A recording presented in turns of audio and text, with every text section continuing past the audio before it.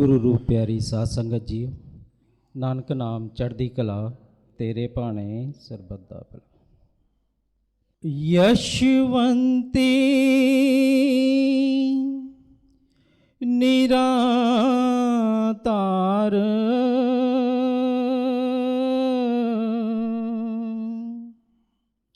ताम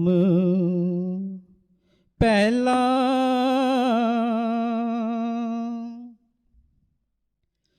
एको संग सुहागण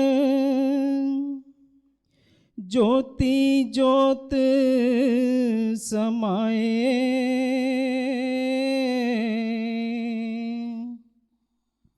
ठाकुर ठाठ रचाया हर पाया हर राय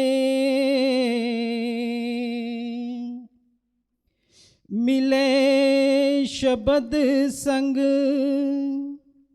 साध प्यारे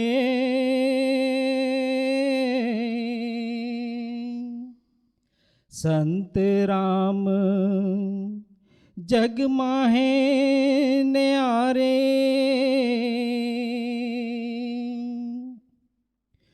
गुरु अपने संग जपावे हरि नाम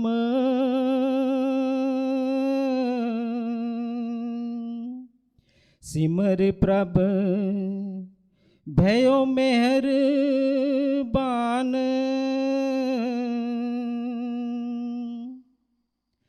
सुख मन सुख अमृत दियो दयावान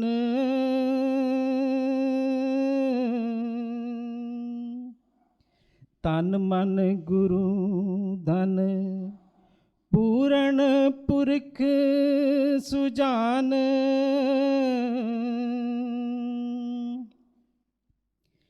हरि राख लियो जन अपने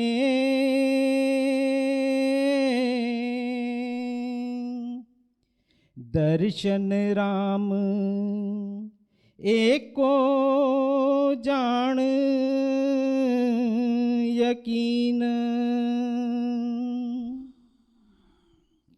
एको संग सुहागण ज्योति ज्योत समाए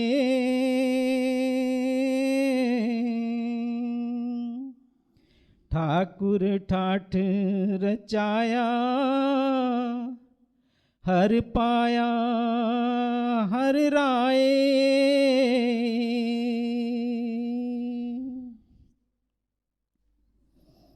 गुरु स्वरूप प्यारी साध संगत जियो, नानक नाम चढ़ती कला तेरे पाने सरबत दा भला। साध संगत जियो, ये जो मुख वाक ये बाणी जो आप जी ने श्रवण की है, जे बाणी हजूर महाराज दर्शन दास जी की उच्चारी हुई है, जे उस निरंकार का आकाश है जो हजूर नू आता था। हजूर बोल देते थे अपनी मौज में, अपने प्यारों के बीच में बैठे हुए। उनके जो साथी थे, प्यारे थे, वो उसको लिख लेते थे, पन्नों पे उतार देते थे। जिस वाणी का, इसको गुरु वाणी कहा जाता है, जिस गुरु वाणी का ग्रंथ तैयार हुआ है, ग्रंथ का नाम जशवंती निराधार पहला रखा गया है। तो जशवंती निराधार पहला में से ये मुखवाक लिया गया है, जिसमें हम तमाम आत्माओं को समझाया गया है, क्योंकि हम जितने भी जीव हैं संसार में आए हुए, कल हिंदुस्तान की बात नहीं है, टोटल संसार की बात है। चाहे कोई नर है या मादा है, कोई बच्चा है या जवान है, बड़ा है, बुजुर्ग है, जहाँ कोई बेटी है, बच्ची है, जहाँ कोई जवान है या बुजुर्ग है, सबके अंतर एक ही आत्मा है, जिसको हुजूर ने अपने गुरबाणी के अंदर ज्योति कह कर के याद किया है। उस मालिक को सबका खसम कह के याद किया है, जिसके साथ मिल कर के हमने सब ने सुहागन होना है। ये गुरबाणी ये समझाना चाहती है कि हम लोग समझ जाएं कि हम संसार में क्या करने के लिए आए हैं। काम धंधे करने के लिए नहीं आए। काम धंधा तो उतना है कि हमारी गुजरान के लिए, वसर के लिए, यहाँ संसार में वसना है, जब तक रहना है तब तक कपड़ा भी चाहिए, खाने को भी चाहिए, उतना गुजरान के लिए है, लेकिन इकट्ठा करने के लिए नहीं कहा। ये किसी भी धार्मिक ग्रंथ ने ऐसा नहीं कहा। जब भी पूर्ण मुर्शद, पूर्ण गुरु जहाँ रब्बी अवतार धरती पे आया है, उसने हमें यही समझाया है, इकट्ठा करना है तो परमात्मा का नाम इकट्ठा करो, उसके नाम की कमाई इकट्ठी करो, जिससे कि तुम्हारी आत्मा बलवान होए, तुम्हारी आत्मा का प्रकाश बढ़े, ज्योति ज्योत में समाने के काबिल बन जाए, ज्योत में समा जाए। जिंदे जी अगर ज्योति ज्योत में समा गई तो समझो कि हमारा जहाँ धरती पे आना सफल हो गया। वो तब समाएगी जब हमारी कर्म कमाई बढ़ेगी। कर्म कमाना बंदगी है। अगर कर्म नहीं कमाया तो समझो कोई बंदगी नहीं है, सारी उम्र बदियों में निकल जाएगी। और बदिये कर कर के सब रूहें, सब आत्माएं एक किस्म की बुझ चुकी हैं। अगर हम कहें कि हमारी आत्मा एक ज्योति का काम कर रही है, सोच करके देखिए कैसे कर रही है, कहाँ कर रही है। आत्मा तो गफलत की नींद में सो रही है।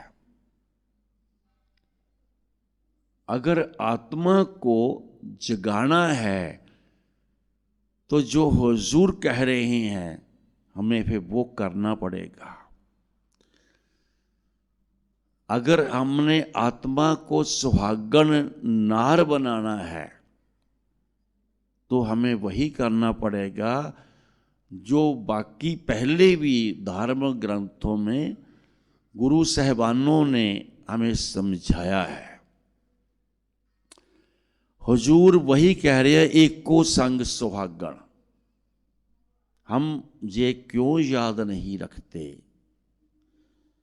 कि एको संग, एको का भाव किसी आम जीव के लिए नहीं है, एको का भाव किसी नारी के लिए नहीं है,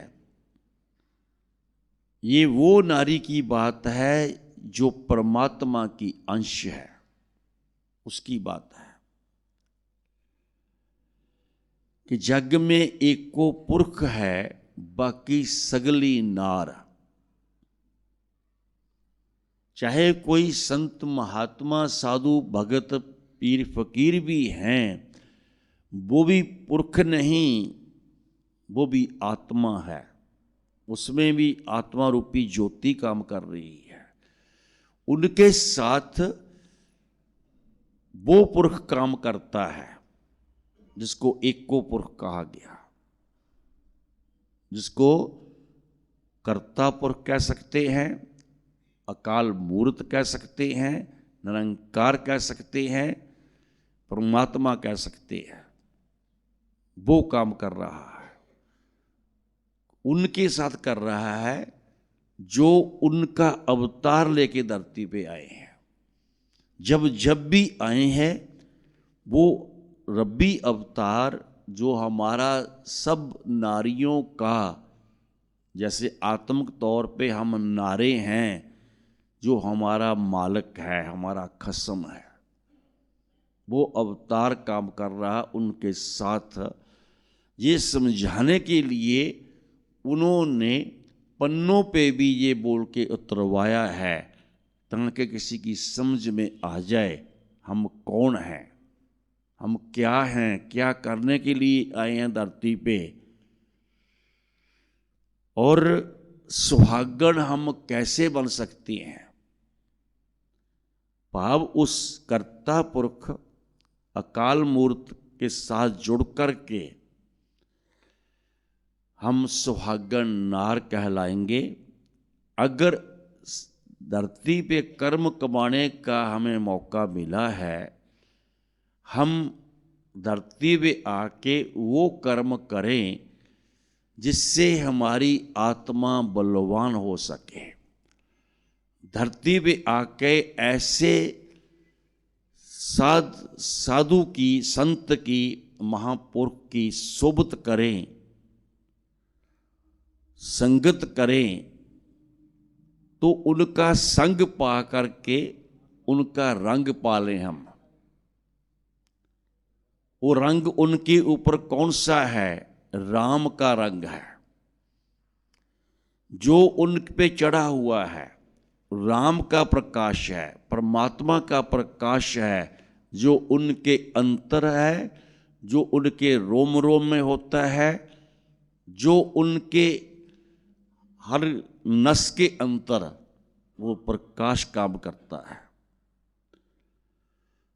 उस प्रकाश के कारण ही वो पैरों की तलियों से सेकंडों में 10वें द्वार पे पहुंच जाते हैं।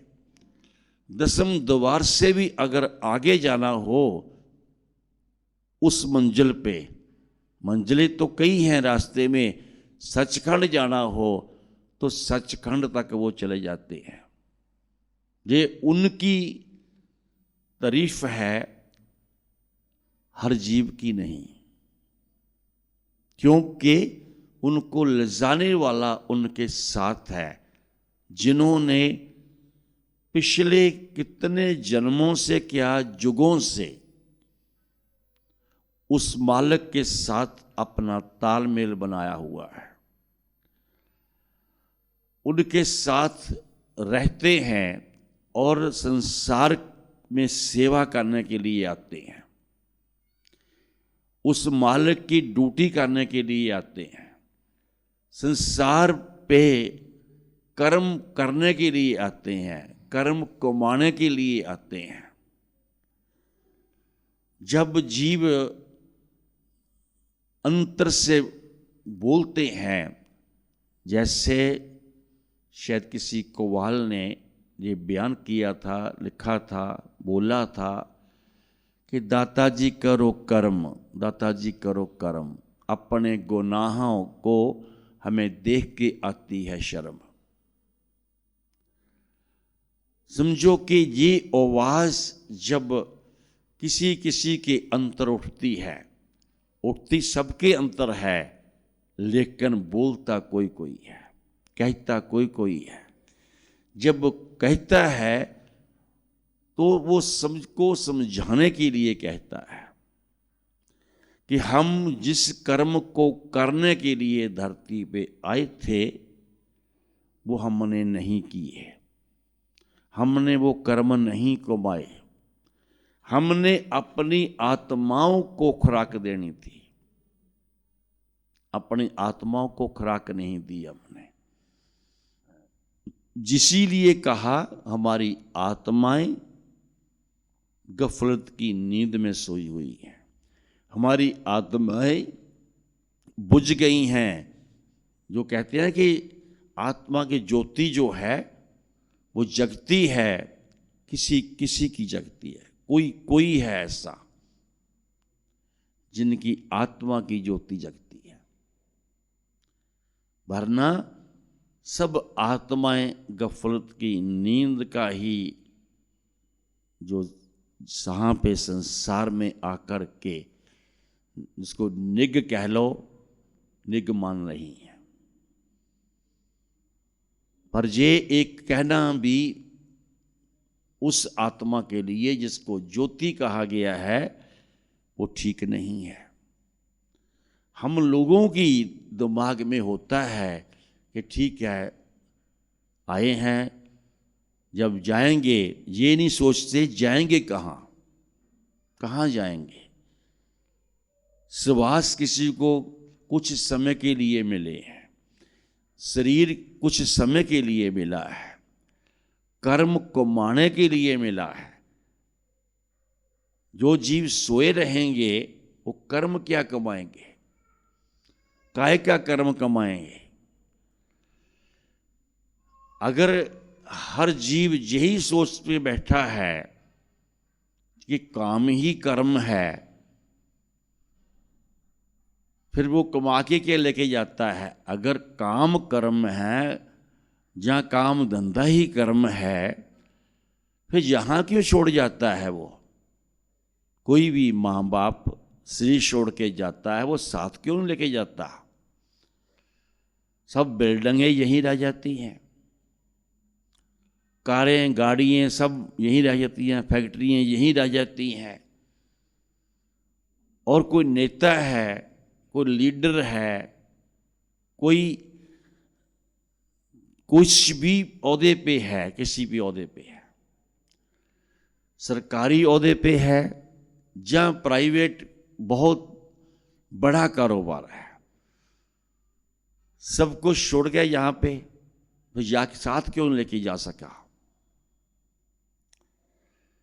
हमें इन चीज़ों से मत मिलनी चाहिए, इनसे भी ज्ञान मिलना चाहिए कि जब वो नहीं लेके गए, हमारे बुजुर्ग नहीं लेके गए, जो पहले आए कितनी पीढ़ियों से कुलों से आते रहे लेकर खाली हाथ जाते रहे, हमें उनसे भी कोई शिक्षा नहीं मिली।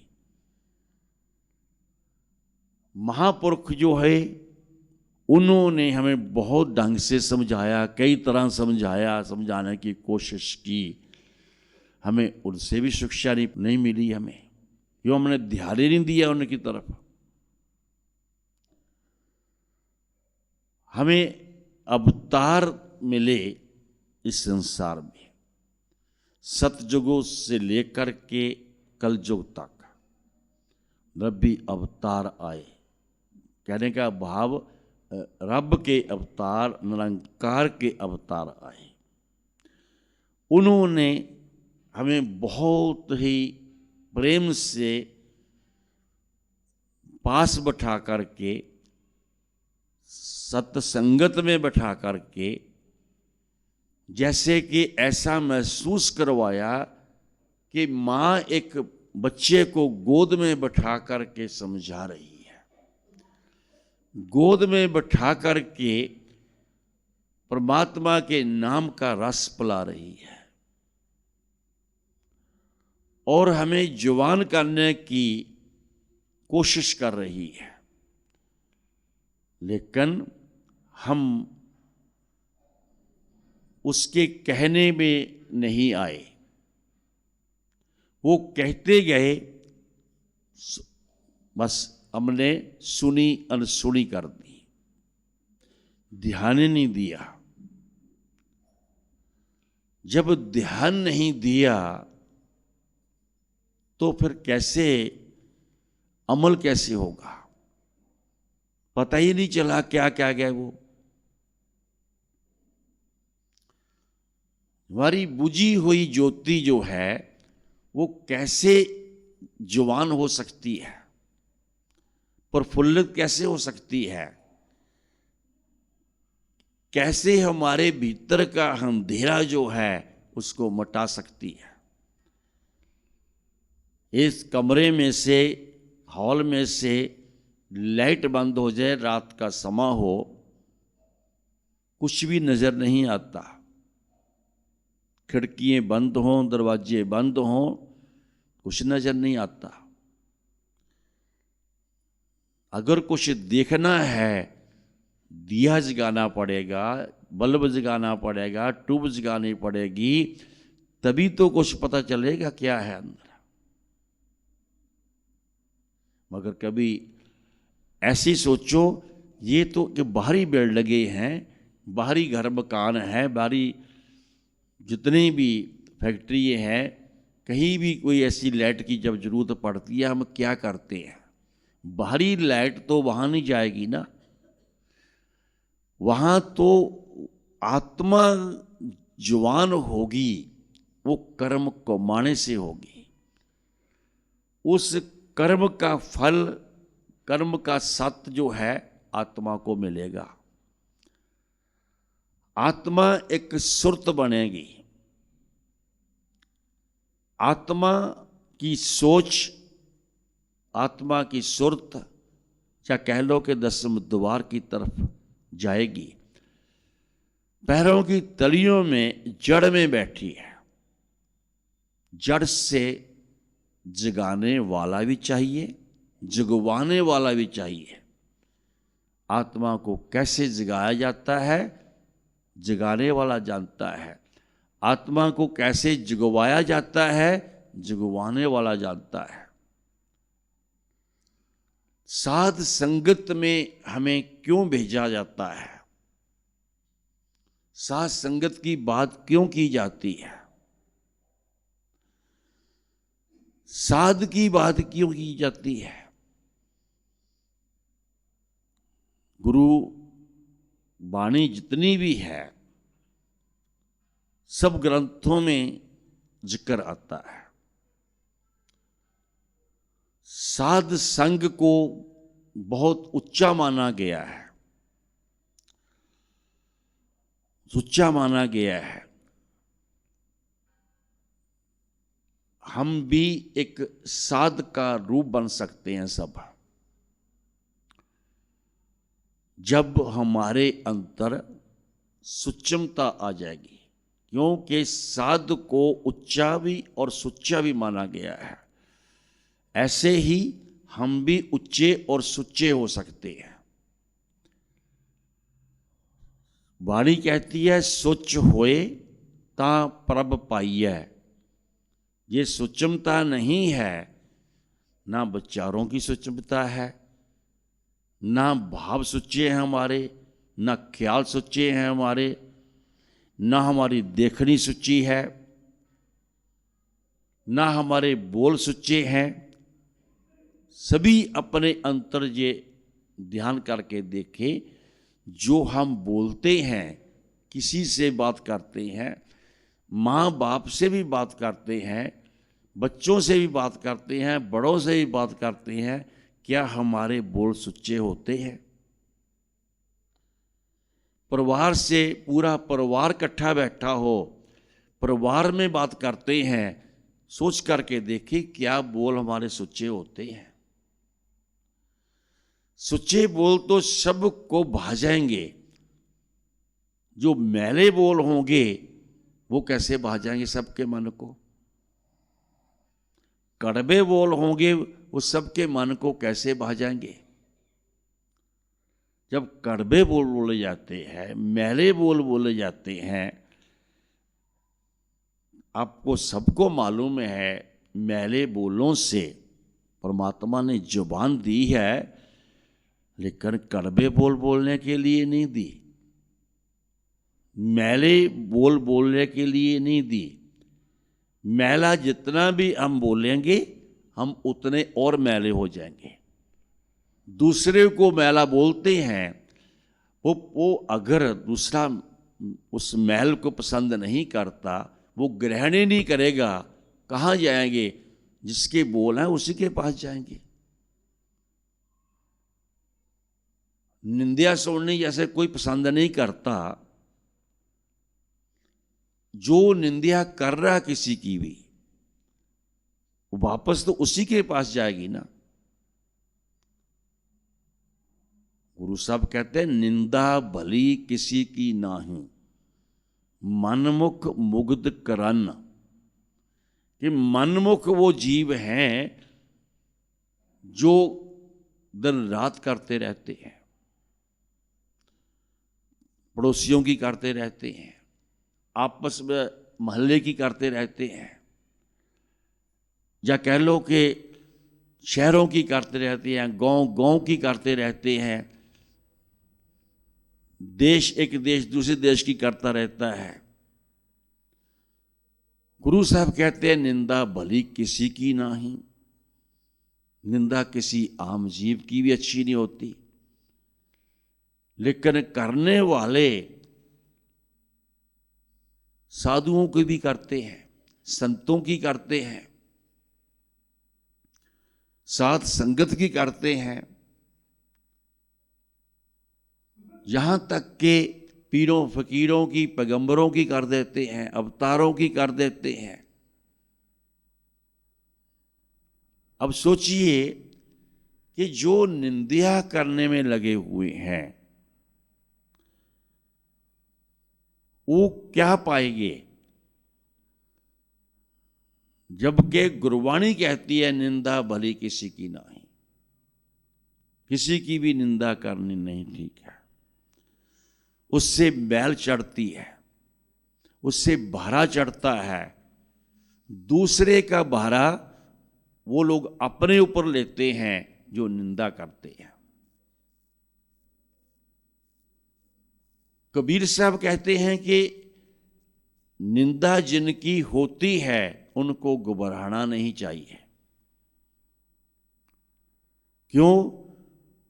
निंदा जो करता है वो दूसरे बंदे की मैल धो जाता है। जैसे नहीं साबुन से कपड़े धोए जाते हैं, कि निंदा भी एक बहुत अच्छा साबुन है। अगर कोई धोने वाले धोते हैं, धोने दो उसको। खास करके गुरु के प्यारों की अगर निंदा होती है, उनको घबराना नहीं चाहिए। जो करते हैं बोझ वो उठा रहे हैं अपने ऊपर, भार वो उठा रहे हैं, मैल को वो इकट्ठा कर रहे हैं। वो अपने मन को मैला कर रहे हैं, अपने तन को मैला कर रहे हैं। मन मैला तो सब कुछ मैला। जी मन मैला हो जाएगा, गुरबाणी कहती है सब कुछ मैला।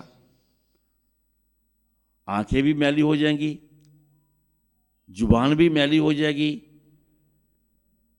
उस घर में उनको कौन पसंद करेगा? उनके अंदर जो कशिश होनी चाहिए वो कशिश खत्म हो जाएगी। कशिश क्या है? चाहत क्या है? जो कशिश उस मालिक की है, चाहत उस मालिक की है। जो मालिक चाहता है इन रूहों को मैं वापस लेके आऊं, इन आत्माओं को मैं प्रकाश दूं, जागृति दूं, इन आत्माओं को मैं जुबान बनाऊं। ये 9 दरवाजों के रसों में फंस करके ही रह गए हैं, और उसके अलावा निंदा चुगली में फंस करके रह गई हैं। तो कैसे मल्लोकेन का पार उतारा होगा? साधु संत उस परमात्मा की वैड्याई, उसकी महिमा करते करते सारी उम्र उनकी बीत जाती है। लेकिन जीवों की आदतें जो है ना, स्वभाव जो बन जाता है, उससे पीछे नहीं हटते। अपनी आत्मा को ज्योति नहीं बना सके। क्यों? क्योंकि उस सच्ची सुच्ची ज्योत को देखने की कोशिश नहीं करी कभी। वो ज्योत बार बार धरती पे आई, जिसको महाराज कहते थे कि नानक ज्योत, निरंकार की ज्योत। वो ज्योत कलयुग में उसी का जुम्मा है। कलयुग की जिम्मेवारी उस ज्योत ने ही उठाई हुई है। वो 2 बार धरती पे आ गई,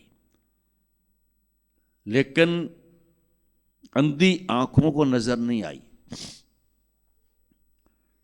जगत संसार में बड़े बड़े ऐसे लोग लाखों नहीं करोड़ोंपति, अरबोंपति, खरबोंपति संसार में हैं। बाहरी उनकी बिल्डिंगें, उनके घर, उनका सब कुछ जगमगाता है, लेकिन उनकी आंखें जगमगाती नहीं है। उनकी सोच नहीं जगमगाई कि उस ज्योत को देख ले, उस ज्योत के प्रकाश को देख ले, जो जरे जरे में भी है, कण कण में भी है, उसको देख ले। हर जगह पे है, सर्वव्यापी है वो, सर्वशक्तिमान है वो, लेकिन उसको नहीं देख सके।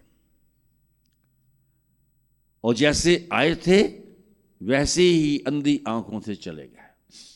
जो उसने भेजा था कर्म कमाने के लिए, वो कर्म कमाए नहीं, कर्मों को खराब करके चले गए। कर्मों को, अपने कर्मों को बर्बाद करके चले गए। जो कर्म कमाने थे वो नहीं कमाए। तभी कहा कि खाली हाथ आया था, मुट्ठी बांध जन्म पाया था, हाथ पसार चले जाएगा। ना कुछ लेकर आया था, ना कुछ लेकर जाएगा। कहे तो कबीर सुनो भाई साधो, एक नाम बिन पछताएगा।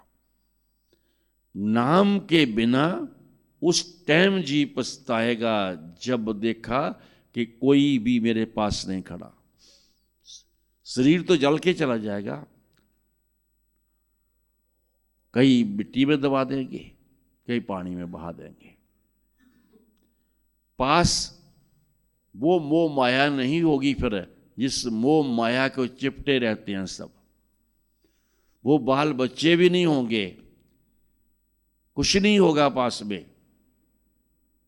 अकेली एक काली काली से एक आत्मा, जो कि रोशन होनी चाहिए थी, जो कि जवान होनी चाहिए थी, सिर्फ वो एक काला सा पन नजर आएगा, इसमें से सब कुछ खत्म हो गया, जिसमें से लाइट ने खत्म हो गई, खराब कर ली। कर्म कमाने का परमात्मा ने साधन बनाया था, एक अच्छा शरीर दिया था, 5 तत्व का शरीर दिया था, लेकिन उससे कोई लाभ नहीं उठाया, कुछ भी लाभ नहीं उठाया। अगर थोड़ा बहुत किसी ने उठाया है तो वो फिर वो भी ऐसी संगत में, जो संगत उनको अच्छी लगी, हंसे मजाक की संगत, बुरी संगत, बुरे से भी बुरी संगत, बुरी बातों वाली संगत, बुरी सोचों वाली संगत, निंदिया चुगली वाली संगत, ऐसी संगत में ऐसे लोगों का मन लगता है। तो मन को फिर क्यों मन, वो कहते हैं मन को क्यों कहा जाता है कि हमारा मन नहीं लगता। मन जहां लगना, तुमने जहां अपना सा बनाया वहीं लगेगा। मन चुगलियों में लगेगा फिर, मन की तुमने जगह ही नहीं बनाई, फिर मन अच्छी तरफ लगे। तीसरी पाशी ने मन को समझाया, मन तो ज्योत स्वरूप है, अपना मूल पहचान, कि हे मन तुम ही उस ज्योत का स्वरूप है। अपने पिछोकड़ पहचान, पीछे ध्यान दे, तू कहाँ से आया है, तू ब्रह्मा की अंश है तो त्रिकोटि का रहने वाला है, तू त्रिकोटि से भी बहुत नीचे चला गया है, तू इतना क मैला हो गया, जिसको कहा ना मन मैला था सब कुछ मैला, तन तो थे मन अच्छा ना होए। जितने मर्जी हरिद्वार में जाके तन नहा लो धो लो, उससे मन तो पवित्र नहीं होता। किसी भी तीर्थ स्नान पे चले जाओ, अवतार धरती पे आए, उनके सत्संगों में चले जाओ, जब मन ही नहीं लगाना उनके साथ, उनकी मर्यादा नहीं अपनानी, उनके असूल नहीं अपनाने, उनकी रहतों में नहीं रहना, तो मन कैसे साफ होगा फिर? मन हम लोगों ने आप खुद बुरा बनाया है। मन को काल का एजेंट क्यों कहा गया है? क्योंकि मन अवगुणों से भरा हुआ है। मन 9 दरवाजों के रसों से भरा हुआ है। सोचें ऐसी बनी हुई हैं, पवित्र सोच जो उस रब की सोच है, जो रब के अवतारों की सोच है,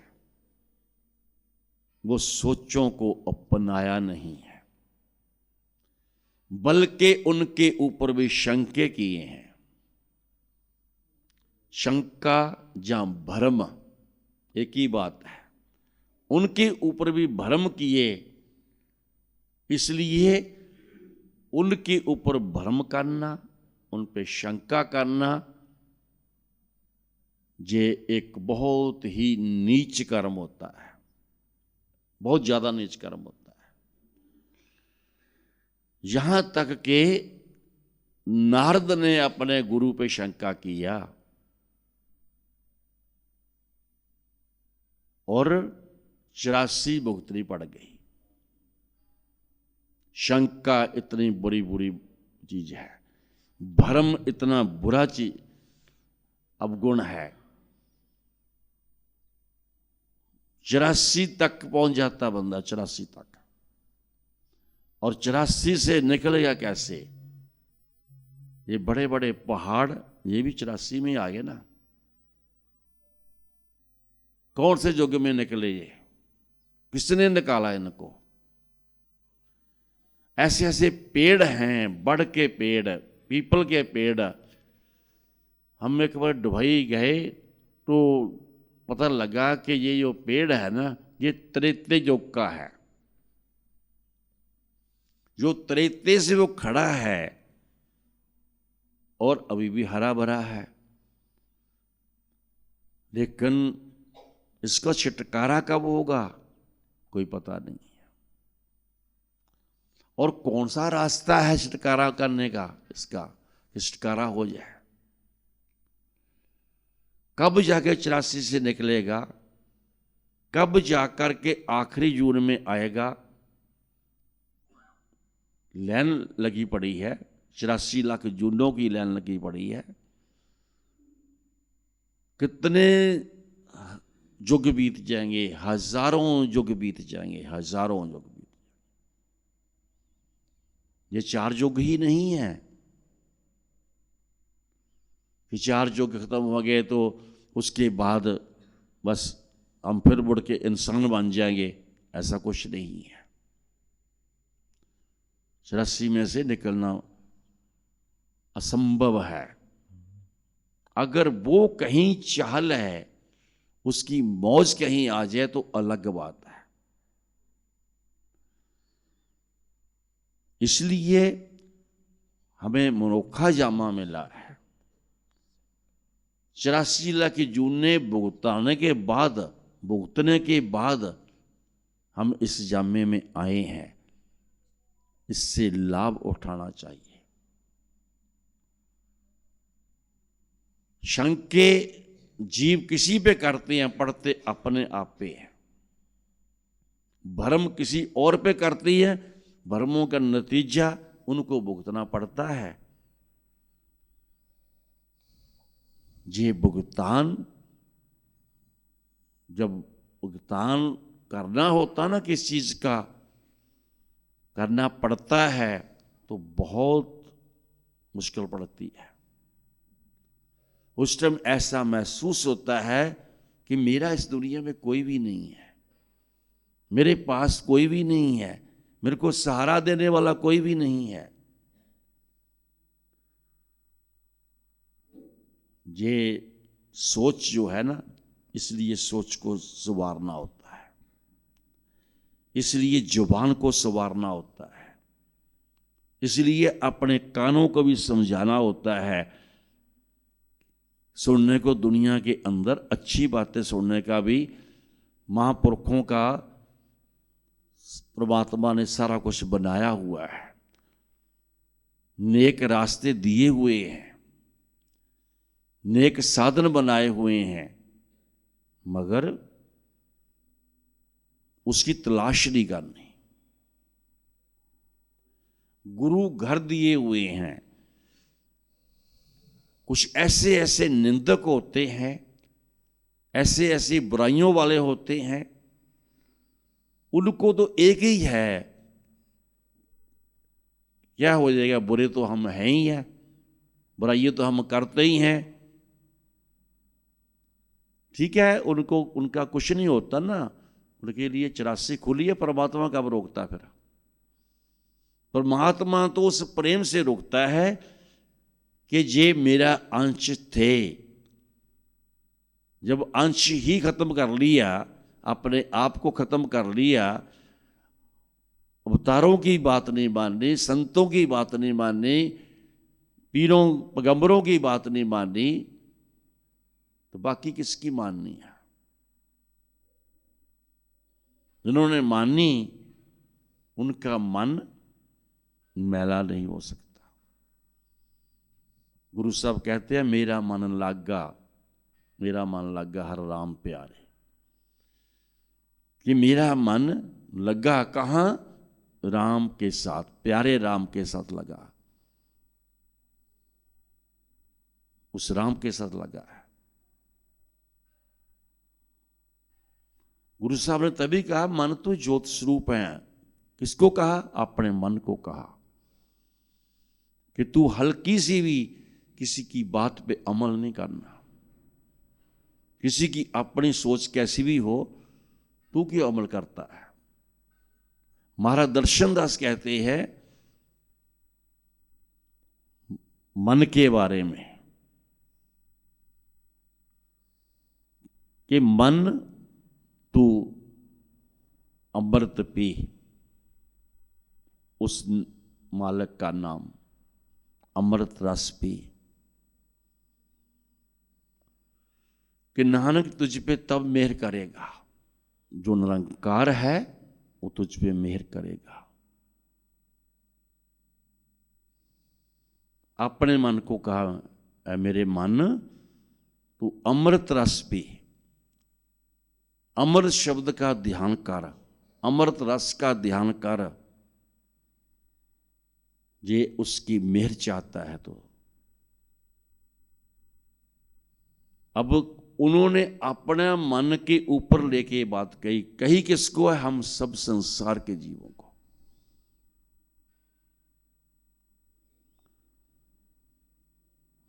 नानक साहब कहते, नानक की परब बनंतियां कर कृपा दीजो नाम। हे मालिक, तेरे चरणों में बेनती है, प्रार्थना है, कृपा करके अपना नाम दे दे।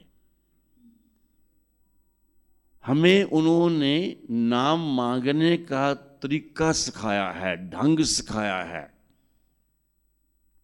सोच दी है हमें कि हम भी इस ढंग से मांग सकते हैं।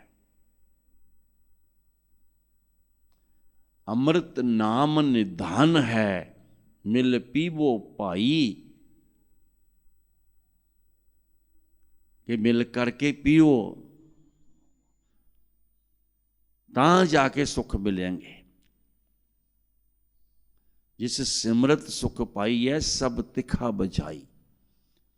जिसका सिमरण करने से तृष्णाएं खत्म हो रही है, ये जो जगत की तृष्णाएं भर ली है ना अंदर, वो तब जाके खत्म होगी। तो जो जिनका मन सुच्चा है, ऊंचा है, उनकी तड़फ सिर्फ उस प्रीतम के लिए है।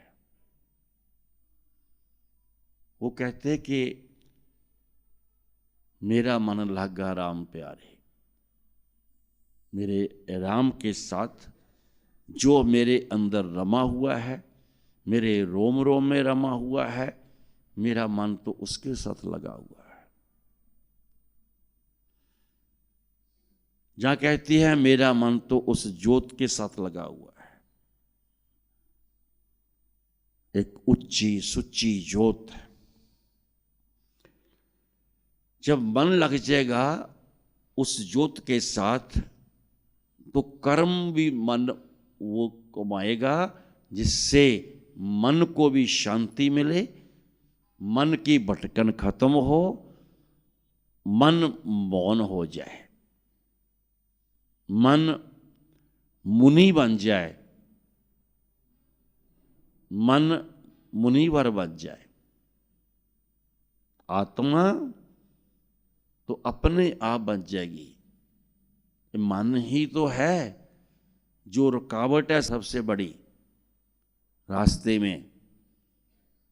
मन की रुकावट शब्द के साथ जुड़ के खत्म हो सकती है। गुरु शब्द, मुर्शिद का शब्द दिया हुआ, सतगुर का शब्द दिया हुआ, जो वो दाता उनको दे के भेजता है, हक देता है, तो जिसको दे देगा ना, वो शब्द करेंगे तो मन साफ हो जाएगा। अब कब करेंगे? शब्द तो ले लिया, नाम ले लिया, दक्षिणा में मन कहां दिया? मन नहीं दिया। मन दिया होता तो फिर मन अपनी मनवाता क्यों? फिर कहती हैं कि मन बार बार उधर जाता है। क्यों जाता है? क्योंकि तुमने ना तो गुरु का भाव है, ना गुरु से प्रेम है। गुरु ज्ञान है, गुरु प्रकाश है। प्रकाश पाने के लिए भी तुम्हें उसका भाव नहीं है। प्रकाश पीछे हट जाएगा, अंधेरा आ गया, मन की बात मानते रहेंगे तो अंधेरा छा जाएगा, अज्ञानता छा जाएगी। जब अज्ञानता छा जाएगी, अज्ञानता का अंधेर छा जाएगा, रोशनी कहाँ रहेगी फिर? आत्मा एक ज्योति स्वरूप प्रफुल्लित ज्योति, तेज ज्योति वाली कब बनेगी? जो पहले कहा कि ऐसे महापुरुष जो उसके साथ मिले हुए हैं, जुड़े हुए हैं, वो सेकंड के अंदर, सेकंड कितना बड़ा होता है, हल्का सा, सेकंड में 10वें द्वार में पहुंच जाते हैं, 10वें द्वार से सचखंड पहुंच जाते हैं। उनको देर नहीं लगती। हम अपने मन को समझाएं, मन की ना करें, उस आत्मा के बारे में सोचें, मन के पीछे न लगे, गुरु की सोच में आए। गुरु गुरु गुर कर मन मोर, गुरु बिना मैं नाही होर। कि गुरु के बिना कोई भी नहीं, कुछ भी नहीं है, कि मैं गुरु के बिना कुछ नहीं जानता, किसी को नहीं जानता। जो गुरु को जानते हैं, गुरु की याद में रहने वाले हैं, समझो कि वो अपने आप मिलेंगे और गुरु बुलाएगा। गु मीन अंधेरा, रू मीन रोशनी। जिनकी रूह रोशन हो चुकी है, अंधेरे से दूर हो चुके हैं, अंधेरा उनके नज़दीक नहीं आता, अज्ञानता नज़दीक नहीं आती, इसलिए उस रोशनी को गुरु कहा गया है। अज्ञानता को गुरु नहीं कहा गया। अज्ञानता तो अंधेर है। तो ऐसे आत्माएं, जितनी भी महान आत्माएं हो जाएंगी, ऊंची हो जाएंगी। महान कहाँ होती है? जहां महा आत्मा कहते हैं, जहां जाके आत्मा महा आत्मा बनती है, दसम द्वार पे जाकर के, जहां 12 सूरजों का प्रकाश, 12 सूरजों जितना प्रकाश जब प्राप्त होता आत्मा को, आत्मा उसमें जाके खड़ी होती है, उसमें जाके अपने आप को देखती है, रोशन ही रोशन देखती है। फिर जाकर के उसको पता चलता कि मैं बचपन से यहां आ सकती थी, लेकिन आई क्यों नहीं? संसार की लपेट में फंसी हुई, नहीं निकल पाई। गुरुओं अवतारों के समझाने से भी नहीं निकल पाई। और सबसे बड़ी कमजोरी यही होती है। अगर कहते हैं कि बच्चा हमारा है, बच्चे की जिम्मेवारी भी तो फिर हमारी है। बच्चे को संवारना भी तो हमारा काम है, अगर माँ बाप है तो।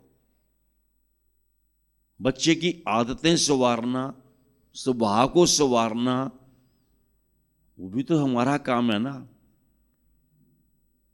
माँ बाप का काम है ये। माँ बाप बच्चों की आदतों को बचपन से संवारे, जिसको कहते हैं संस्कार दे, अच्छे संस्कार दे, अपने देश के बारे में अच्छे संस्कार दे, मिसालें दे उन बंदों की जिन्होंने देश के बारे में भी सोचा है, और जिन्होंने आत्मा के बारे में सोचा, उनकी मिसालें दें। उन महापुरुषों की मिसाल बच्चों को देंगे तो जाकर के उनके संस्कार अच्छे बनेंगे। फिर उनको उन रास्तों पे चलाएं,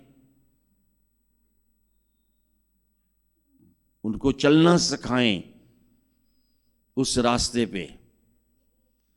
हमने किसी को कहा था, नाम नहीं लेंगे हम, किसी को कहा था कि महाराज दर्शनदास जी शरीर का ज्ञान भी देते थे, मन का ज्ञान देते थे, आत्मा का ज्ञान देते थे। इस शरीर से हमने जगत संसार के में क्या करना है? इस शरीर से कर्म कमाई कर सकते हैं हम, लोग भलाई कर सकते हैं हम, तन मन धन से सेवा कमा सकते हैं हम। नाम की कमाई गुरु का संग पाकर, गुरु से नाम लेकर के और गुरु का रंग अपने अंतर ग्रहण करके। वो रंग कौन सा? जिसको गुरबाणी कहती है, राम रंग कदे उतर ना जाए, गुर पूरा जिस देह बजाए। पूरा गुरु रंग जो चढ़ा दे वो फिर उतरता नहीं है, अगर हम उसको थाम के रखें। वो चढ़ाने वाला है, उतारने वाला नहीं है। वो किसी को दे के भूलने वाला है, लेकिन किसी से छीनने वाला नहीं है। वो देना जानता है, उसको लेने की जरूरत नहीं है किसी से, वो देता है। वो आज तक वाणी गवाह है, वो देता आया है। वाणी कहती है, दिंदा दे लेंदे थक पाए, जुगा जगंतर खाई खाई। वो जुगों से खाते ही आ रहे हैं, लेकिन देने वाला थका नहीं है, लेने वाले थक जाते हैं, लेने वाले थक जाते हैं। क्योंकि लेने की आदत, लेना क्या है? अच्छी चीज, अच्छा गुण, गुण ग्रहण करो अच्छे। वो दाता गुणी गहीर बना देता है, जो गुणों का सागर है। अगर कोई बढ़ना चाहे, अगर कोई वो गुण पाना चाहे कि ज्ञान अंजन गुर दिया,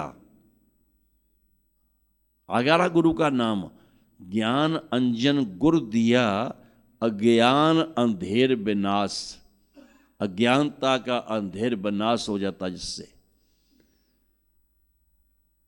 ज्ञान अंजन गुर दिया, अज्ञान अंधेर विनाश। हर कृपा पे संत पेट्यो। परमात्मा की जिसके ऊपर कृपा होती है उसको कोई संत मिलता है। हर कृपा संत पेट्यो। उससे क्या होगा?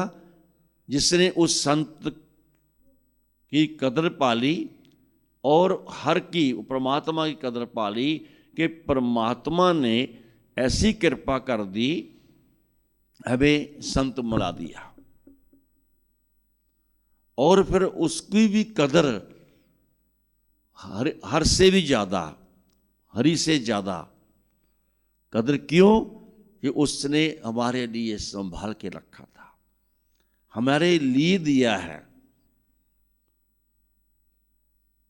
जब जीव किसी पैसे की भी कदर खो जाता है ना, उसको पैसा भी नहीं मिलता फिर। जब जीव किसी घर मकान की कदर खो देता है ना, उसको फिर जिंदगी में वो भी नहीं मिलता। जब जीव संसार में किसी, जो लेने वाली वस्तुएं हैं, गुजरान की वस्तुएं हैं, उनकी कदर खो देता है, तो समझो कि उसके लिए भी तुमने दुनिया में देखा होगा, जीव तरसते देखे हैं। जो इंसानी जामे की कदर खो देता है, उनको इंसानी जामा नहीं मिलता मुड़ के। कौन खोते हैं? जो कहते हैं हमें तो जीना अच्छा ही लगता, आत्महत्या करने की सोचते हैं, जो मरने की सोचते हैं, उनको दोबारा मनुखा जामा नहीं मिलता। वो परमात्मा का एक ही सवाल होता है, वे काय के लिए मांगता है मनुखा जामा? वो तेरे को नहीं मिलेगा। पहले मिला, तूने क्या कमाया,